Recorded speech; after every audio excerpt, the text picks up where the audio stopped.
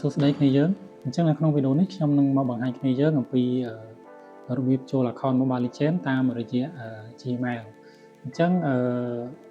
សម្រាប់វីដេអូមុនគឺយើងធ្លាប់តែបង្ហាញអំពីរបៀបចូលតាមរយៈ Button តាម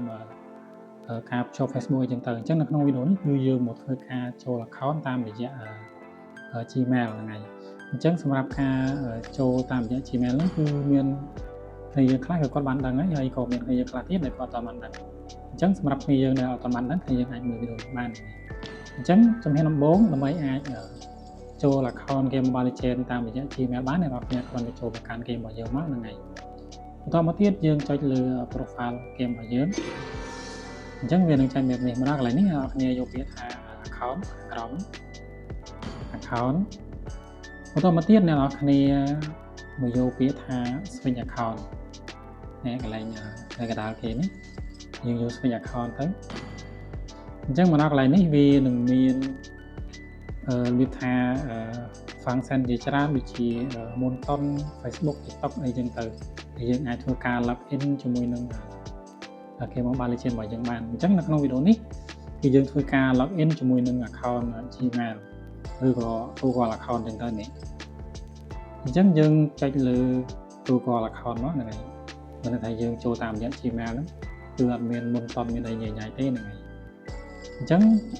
សម្រាប់ការចូលតាមរយៈ Gmail ហ្នឹងគឺលុះត្រាតែយើងបានភ្ជាប់ជាមួយនឹង Gmail របស់យើងអញ្ចឹង Button ផ្សេង Gmail ផ្សេងហ្នឹងអញ្ចឹងយើងចូលយើងនេះមក Google account បន្ទាប់មកយើងចុច continue កន្លែងនេះអញ្ចឹងវានឹងលោតទៅកាន់ផ្ទាំងមួយទៀតហើយកន្លែងនេះយើងយកពាក្យថាចូលដោយប្រើ Google អញ្ចឹងយើងចុចលើវាទៅអញ្ចឹងមកដល់កន្លែងនេះគឺវានឹងបង្ហាញ Gmail ដែលយើងមាននៅក្នុងទូរស័ព្ទរបស់យើងអញ្ចឹងអ្នកនរគ្នាអាចមើលទៅបើសិនជាមាន Gmail ដែលយើងភ្ជាប់គេផ្សេងហើយយើងគ្រាន់តែចុចទៅលើវាទៅហ្នឹងហើយអញ្ចឹងបើសិនជាអ្នកនរគ្នាអត់ទាន់មានទេយើងអាចចុច use other account កន្លែងនេះចុចលើវាមួយទៅហើយយើងធ្វើការបញ្ចូល Gmail របស់យើងមកហ្នឹងហើយប៉ុន្តែសម្រាប់ខ្ញុំគឺខ្ញុំមាន Gmail ស្រេចហើយខ្ញុំសូមdemo មួយអញ្ចឹងកន្លែងនេះបើសិនជាយើងមានស្រាប់យ៉ាងហើយយើងចុចលើគ្រាន់តែចុចលើវាទៅអញ្ចឹងខ្ញុំចុចលើ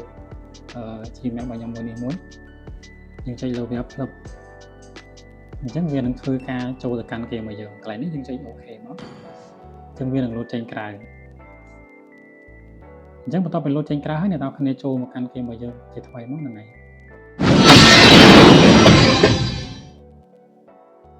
អញ្ចឹងយើងធ្វើការរងចាំបន្តិចទៅ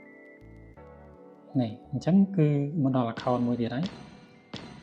account level 7អញ្ចឹងអ្នកនរគ្នាមើលបានហ្នឹងហើយយើងចូលមកមើលគេមកនេះអញ្ចឹងយើងបានបដូរឬក៏ចូល account តាមរយៈ